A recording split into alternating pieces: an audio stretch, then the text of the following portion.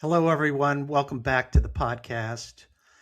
And today we're going to talk about something that happened just last night. And I mean literally last night, June 12th, 2026.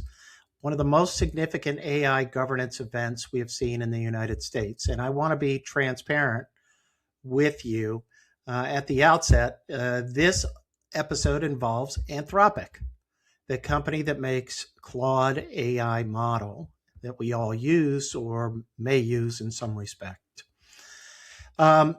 Here's what happened. At 5:21 p.m. on June 12th, the U.S. Commerce Department's Bureau of Industry and Security issued an export control directive to Anthropic, ordering the company to suspend all access to its two most powerful AI models, Fable 5 and Mythos 5, for any foreign national, whether inside or outside the United States.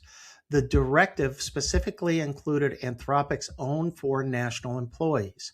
Because Anthropic cannot reliably separate foreign nationals from U.S. persons across its user base of hundreds of millions of people in real time, the practical result was a complete global shutoff of both models for every customer.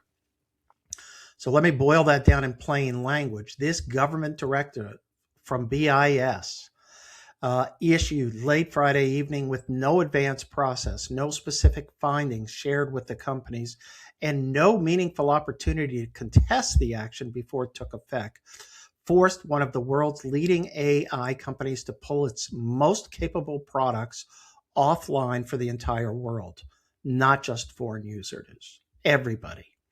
Now, let me give you the context, because this did not just come out of the blue, out of nowhere. And understanding this is essential to understanding what this event really, really means. Since February of 2026, Anthropic has been in an active and bitter conflict with the Trump administration. It started when the Pentagon demanded that Anthropic waive its contractual restrictions on using Claude for mass domestic surveillance of Americans and for fully autonomous weapon systems without human oversight over targeting and firing decisions. Anthropic refused. Defense Secretary Pete Hegseth responded by designating Anthropic a supply chain risk, the first time that designation, historically reserved for foreign adversaries like Huawei and ZTE, was ever applied to an American company. President Trump then directed all federal agencies to stop using Anthropic's technology. Anthropic sued in two federal courts. On March 9th, 2026, the company argued that the supply chain risk designation exceeded the government's legal authority, violated the Administrative Procedure Act, and constituted unconstitutional retaliation for Anthropic's refusal to let its models be used for mass surveillance and autonomous weapons. A federal judge in San Francisco granted Anthropic a preliminary injunction, blocking the Trump administration from enforcing the use ban. The D.C. Circuit denied Anthropic's request to block the supply chain designation while litigation proceeds. That is the posture. Active litigation, contested legal authority, a company that has been fighting the court or the government in court for months, and now a BIS export control directive. The government's rationale is that another company, not identified, claimed that it successfully jailbroken Mythos. Jailbreaking refers to techniques that allow users to bypass a model's safety guardrails. The Commerce Department acted on that claim by ordering Anthropic to suspend the models. Anthropic's response was pointed and specific. The company said it received only verbal evidence of a narrow, non-universal jailbreak. It was not provided specific details of the specific national security concerned. And it made this argument, which I think is worth quoting: if a narrow potential jailbreak is sufficient cause to recall a commercial model deployed to hundreds of millions of people, applying that standard across the industry would essentially halt all new model deployments for all frontier AI providers. Now, that's not a hyperbolic statement. That's a precise description of what the standard would mean if if that is what you come to this podcast for. First, the export control legal framework. BIS administers the EAR, which govern exports, re-exports, and transfers of dual-use technologies. In recent years, BIS has been expanding its focus on advanced AI. The authority invoked in the June 12th directive has not been publicly identified. The government cited national security authorities without specifying the exact regulatory provision.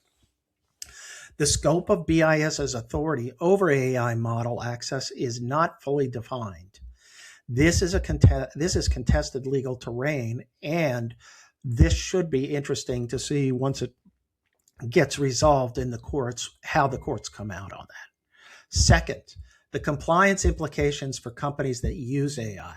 And I want to be direct here because I think the compliance community has not yet fully internalized what this event means for enterprise AI risk. If the government can order a frontier AI provider to pull its most capable models offline, and you can have the best SLA in the world, and it will not protect you if a government directive takes the model offline. This is a third-party AI risk at its most acute. And it needs to be addressed directly in your third-party AI risk assessment and your business continuity planning. The foreign national trigger is also significant in ways that compliance teams need to think through carefully. The directive applied to foreign nationals inside the U.S., not just overseas users. For companies with international workforces using AI models in their daily operations, this creates immediate questions about what access controls you have. Can you segment access by nationality in real time? Do you even have the data to do that? Most enterprise AI deployments have no mechanism for nationality-based access control because no one has ever had to design for that requirement in a commercial software product. Third, the governance gap. And this is the observation I want to leave you with because I think it's the most important one. There is no comprehensive statutory framework governing government authority to restrict commercial AI model access on national security grounds. The EAR was built for discrete dual-use items, hardware, software, technology with defined parameters. They were not designed, the EAR was not designed for frontier AI models deployed through API access to hundreds of millions of users. The authorities BIS is invoking were not written with this scenario in mind, and Congress needs to enact AI legislation that fills this gap. Now, this is a governance critique, not just a legal argument, and it is correct. We do not have the statutory architecture to handle this situation fairly and consistently. The government is asserting novel authorities over commercial AI systems. The courts are being asked to draw lines that Congress has not drawn, and compliance officials or professionals are left trying to advise their clients in an environment where the regulatory framework is fragmented, contested, and evolving in real time. What does this mean for your compliance program? It means that AI governance is no longer just about safe and responsible AI use. It's about operational resilience in the face of regulatory risk. It's about understanding the legal authorities that could affect your AI deployments and tracking how those authorities are being interpreted and contested. It is about building business continuity plans as well. The AI governance gap is real, and Friday night we saw exactly what happens when that gap meets a government prepared to act through it. Thanks for listening. I'll continue tracking this story and bring you any updates. Talk to you next time.